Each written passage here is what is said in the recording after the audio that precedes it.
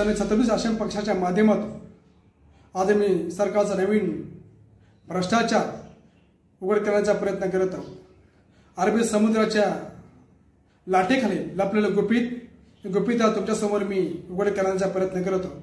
हे गुपित आहे आपले सर्वांचे आराध्य दैवत श्री छत्रपती शिवाजी महाराजांचे अरबी समुद्रामध्ये भव्य दिवस स्मारक उभा करण्याचे।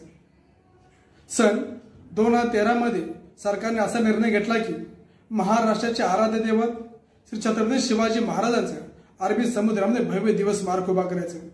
मित्रांनो, हा निर्णय घेतल्यानंतर आतापर्यंत 10 वर्ष उलटून गेले, पूर्ण झाले, परंतु ह्या स्मारकाचं कोणतेही काम न करता या स्मारकाची साधी एकही वीट न रचता आजपर्यंत निधी खर्च झालाय 25,73,00,000 रुपये मोठा निधी खर्च झालाय। हा निधी कुणाचा खिशामध्ये गेलाय का, काय निधीतून डल्ला मारला काय पाहणं अत्यंत गरजेचं आहे। हा पैसा कुणाच्या बापाचा नाही, हा पैसा शेतामध्ये घाम घालणाऱ्या शेतकऱ्यांचा आहे, हा पैसा कंपनीमध्ये घाम घालणाऱ्या कामगारांचा आहे, हा पैसा सर्वसामान्यांचा कष्टाचा टॅक्स म्हणून दिलेला पैसा आहे। मित्रांनो, 2005 च्या माहिती अधिकारानुसार छत्रपती शिवाजी महाराजांच्या स्मारकाबद्दल मी काही माहिती मागवली, त्या माहितीच्या आधारे मी तुम्हाला काही माहिती सांगत आहोत। ही माहिती माझ्या वैयक्तिक नाही आहे, मी माहिती अधिकाऱ्यांनी सरकारची मला माहिती प्राप्त झाली ती माहिती मी तुम्हाला सांगत आहोत। 18/2/2014 रोजी छत्रपती शिवाजी महाराजांच्या अरबी समुद्रामध्ये स्मारक बांधण्याचे काम L&T कंपनीला दिले गेले। त्याला एकूण 3,643 कोटी निधी मंजूर झाला। आपले देशाचे पंतप्रधान नरेंद्र मोदी साहेबांचे शुभ हस्ते 24/12/2016 रोजी जलपूजन कार्यक्रम संपन्न झाला। लगेचच 3 वर्षांमध्ये 11/1/2019 रोजी न्यायालयाने L&T कंपनीला स्मारकाचं काम करण्यास बंद करायला सांगितलं। आता ते काम अजूनपर्यंत बंद आहे, परंतु स्मारकाचं काम न करता आता निधी 25,73,00,000 रुपये निधी कुठं खर्च झाला हे पाहणं अत्यंत गरजेचं आहे। मी थोडक्यातच हा निधी कुठं खर्च झाला मी तुम्हाला सांगतो।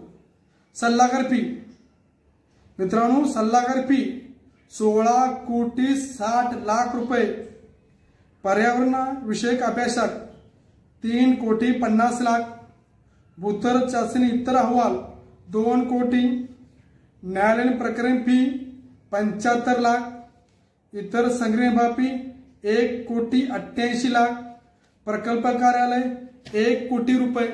मित्रांनो, सर्वात मोठा जिथे निधी खर्च गेला आहे तो म्हणजे सल्लागारांना फी, टोटल आहे 16,60,00,000 रुपये। हे सल्ला देण्यासाठी चंद्रातून आले होते का? ह्या सल्लागारांनी कोणते कोणते सल्ले दिले हे तर तुम्ही जनतेसमोर मांडावे का नाही सांगितलं? तुम्ही या सल्लागारांना मोठी निधी का खर्च केला हे तुम्ही सर्वसामान्य शिवभक्तांना तुम्ही सरकारने सांगावे, कारण या सल्लागारांनी कोणते कोणते तुम्हाला सल्ले दिले हे संपूर्ण जनतेला ऐकायचं आहे। हे सल्लागार म्हणजे कुठून आले होते, हे कोण कोण होते, यांची नावं तुम्ही जाहीर करावी।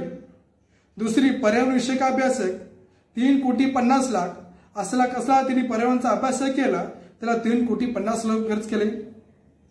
मी सर्व शिवभक्तांना आणि सर्व जनतेला मी आवाहन करतोय की आपले सर्वांचे आराध्य दैवत श्री छत्रपती शिवाजी महाराज स्मारकामध्ये सुद्धा एवढा मोठा भ्रष्टाचार होऊ शकतो हे पाहून खरंच मनाला वेदना होत आहे। मी सर्व जनतेला आवाहन करतोय की आपण शांत बसून फक्त बघत राहायचं का या अन्यायाला उत्तर देणार आहोत? हे स्मारक फक्त दगडाचं नव्हतं, हे स्मारक आपल्या अस्मितेचं प्रतीक आहे। मी सन 36 आश्रम पक्षाच्या माध्यमातून ह्याची सखोल चौकशी व्हावी म्हणून आपले महाराष्ट्राचे मुख्यमंत्री माननीय देवेंद्र फडणवीस साहेबांना आम्ही निवेदन देणार आहोत की तुम्ही याची चौकशी करावी आणि आम्हाला सविस्तर माहिती सांगावी की खरंच सल्लागार फी इतर बाबतीत एवढा मोठा खर्च साधे एक वीट न रचता एवढा मोठा घोटाळा केला 25,73,00,000 रुपयाचा।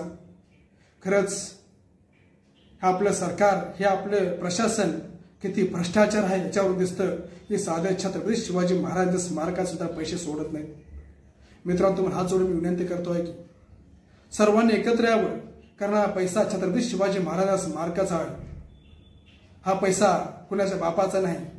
शिवभक्तांनी याचा नक्कीच आवाज उठवावं आणि शिवभक्तांनी आम्हाला पाठिंबा द्यावाच एवढंच मी त्यांना आव्हान करतोय की आणि